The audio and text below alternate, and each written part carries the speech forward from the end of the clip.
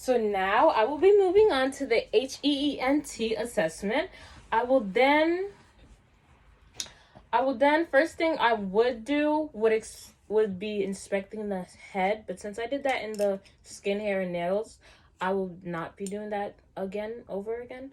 So the first thing that I will do is just inspect the face, and when I'm doing this, I'm just checking for facial symmetry and making sure that both sides of the face are symmetrical, making sure that there's no abnormalities in the face, no drooping on one side or anything like that. Okay? So can you please keep your face forward? Okay?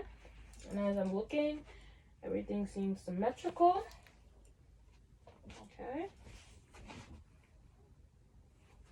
Let me put this fork down. Everything is symmetrical. Okay. So the next thing I will be then checking for is the cranial nerve number 7, which is the facial nerve. And I will just have the client puff out the cheeks and smile and frown and making sure that everything is okay and normal. And I'll just be translating this in Creole for her. Okay? Gama, fais ça pour moi. Fais comme ça. Fais comme ça. Okay? And everything seems normal. So that cranial nerve is intact.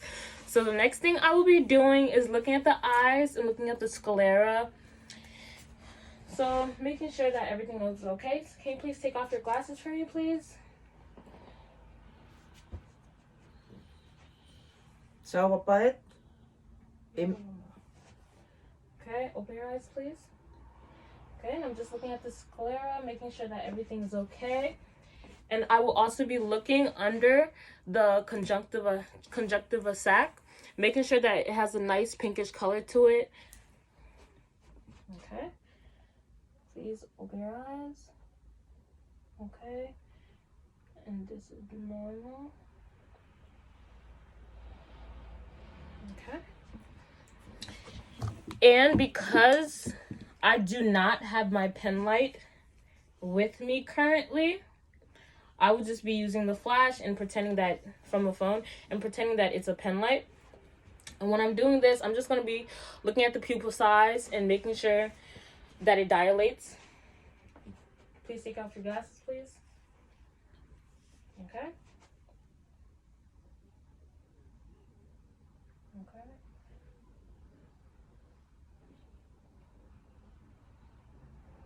Okay. And without it being dilated, it's about a 3, and with the light, it goes down to about a 2+. Okay, which is perfectly normal. I'll just turn this off and put this down. So next, I will then lead the eyes through the 6 cardinal positions of gaze, and this incorporates the cranial nerve number 4, which is called the trochlear nerve. Okay. So just follow my finger. So chaque côté doit moi aller. Non, pas besoin de faire. Chaque côté doit moi aller. Just suivez, okay? Okay? No, suivez avec Géo seulement, okay? On va besoin d'avancer tête. You don't need to move your head, okay? Okay?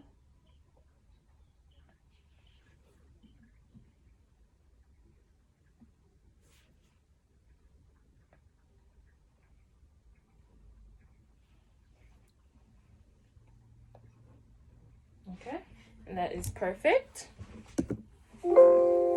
So the next thing, if I had the necessary tools, I would perform the Snellen eye chart. And that is just where I have the patient stand 20 feet away from the chart, and which is the chart with all the letters in the rows. And then with that chart, I would have the patient stand 20 feet away.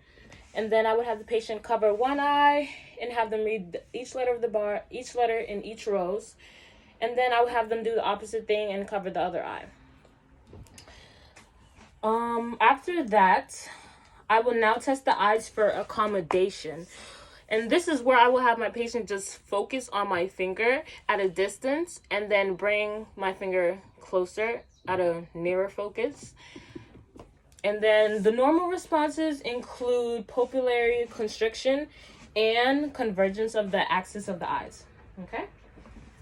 So I'm going to put my finger at a distance and then I'm gonna bring it closer and just focus on my finger, okay? So just focus sur doigt main. Okay, ma commencer doigt main loin, après ça m'a avancer le pied pour okay? Just focus sur doigt là.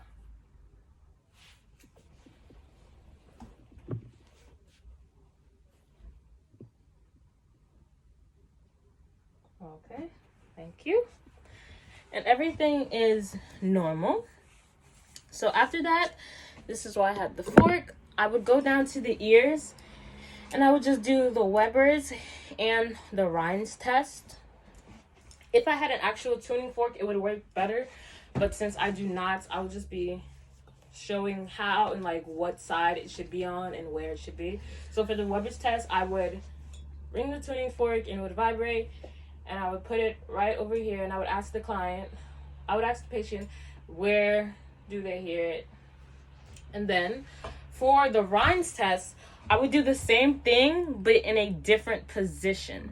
I would do the Rhines test in the back of the ear. So I would ring it, have it this way. So like long. Have it this way, have it vibrate on the mastoid bone.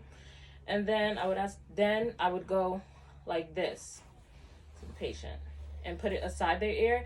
And then I would ask them which one did they hear most, or like which one did they hear. And then that would basically be that test. Okay, let me put this over here. Okay, so now I will move on to the nose. Now, when I'm moving on to the nose, I'll just be looking at the septum and ask if the patient are having any trouble with their nose and asking if there's any drainage. So, est-ce que vous avez aucun problème avec le nez? Non. Est-ce que vous avez aucun liquide qui sortit dans le nez? No. Okay, can you take your glasses off for me, please? So what I will be doing is basically going by her nose and just assessing and palpating it. And when I'm doing this, I'll be asking the client if she feels any pain. Okay. Ça fait mal? Ça fait mal? Ça fait mal? Okay. The client has no pain when I did that. So the next thing that I will do is I will pretend that the phone is my pen light again. And when I'm doing this, I would just be looking inside the client's nose with the pen light, looking for any drainage, any abnormalities, any signs of blood, or any obstructions in the nose. Can you put your head up, please? And I'll just be looking inside your nose. Okay.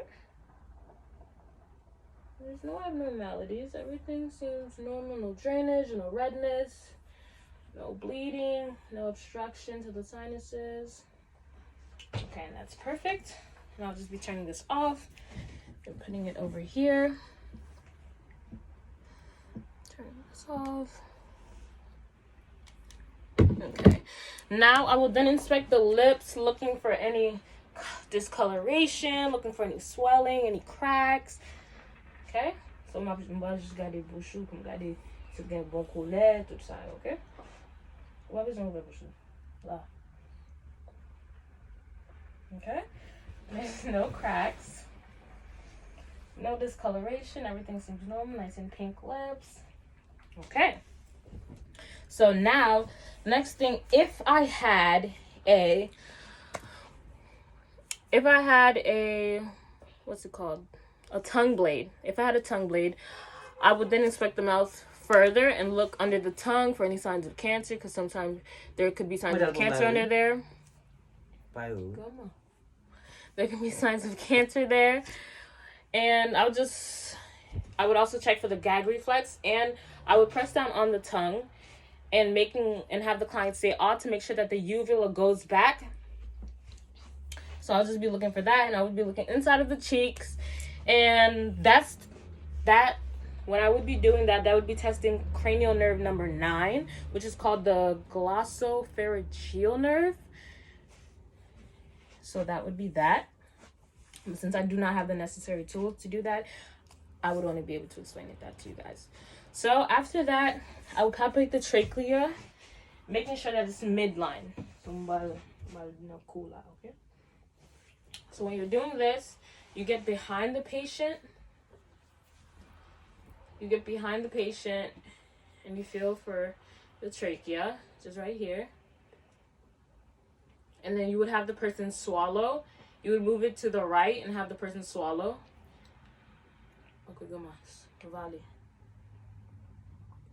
Okay. You would move it to the left and have the person swallow. Okay. And everything is normal.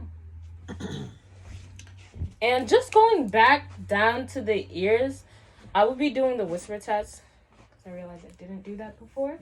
So, I'll faire un test pour. I'll faire un test pour côté wap kembe parti sa nan zoyo. And this part of the ear is called the tragus. But I'm just gonna say it in Creole for her. So wap pesi parti sa nan zoyo. Map di yon numero de yo. Wap di numero, okay? Okay. Okay? And then Yes. Just holding the part of the tragus. And this one, okay? And I'll just be standing